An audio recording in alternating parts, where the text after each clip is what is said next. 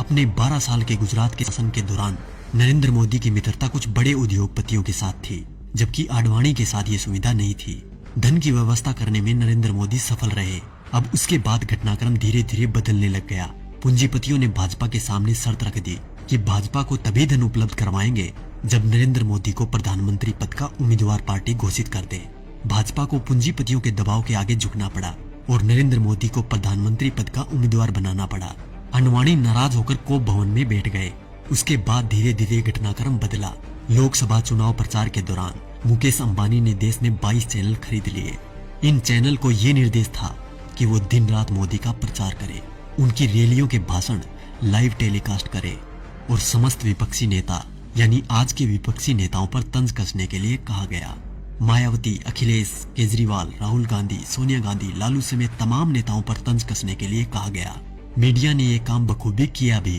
तकरीबन 600 वेबसाइटों को मुकेश अंबानी ने खरीद लिया। नरेंद्र मोदी ने 400 रैलियां की थी।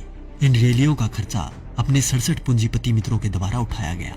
नरेंद्र मोदी को चुनाव प्रचार करने के लिए एक हेलीकॉप्टर दिया गया था। ये हेलीकॉप्टर चुनाव प्रचार के लिए अडानी ने दिया था। जैसे ही परिस्थितियां थोड़ी बदली, देश के प्रधानमंत्री मोदी जी बन गए। अरे मित्रों, मैं तो पीएम बन गया। पीएम बन के कैसा तन गया। ये विक्ट्री मेरी देखो, ये हिस्ट्री मेरी देखो, जैसे मॉडल मेरे गुजरात का। उसके बाद सिलसिला हुआ कर्ज उतारने का। तो सुनिए क्या क्या हुआ। अडानी को ऑस्ट्रेलिया के क्वींसलैंड शहर में खनन के लिए 600 करोड़ का कर्ज नरेंद्र मोदी ने दिलवाया। उनके पिछले 67,000 करोड़ के लोन को माफ कर दिया गया। मुकेश अंबानी को फ्री में 4G स्पेक्ट्रम दिए गए।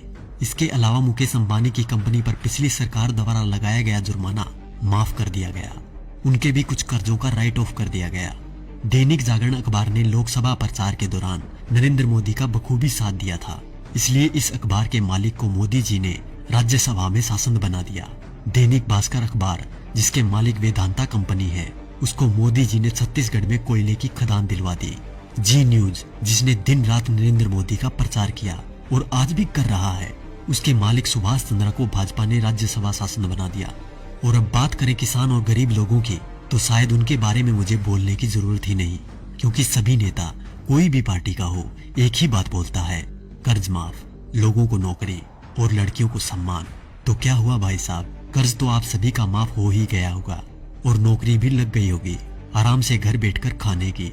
वैसे देखा जाए तो हम जवानों को इस फोन से फुर्सत मिले तब ना। 4G की लहर ऐसी आई है, हमारी आवाज तभी निकलती है जब टिकटॉक और पबजी बैन हो जाए। वैसे भी टिकटॉक के बैन होते ही अंबानी ने 5 बिलियन का ऑफर दे दिया टिकटॉक को कि हमें बेच दो, हम खरीद लेंगे। और रही बात पबजी मोबाइल गेम की, तो पबजी बैन होते ही खबर आई कि हम 4G गेम मैदान में उतार रहे हैं।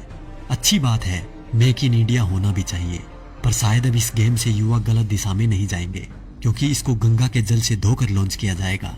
तो देखा दोस्तों, ये थी खबर। बाकी जो मीडिया दिन रात आपको दिखाता है वो तो सिर्फ उसका प्रचार है।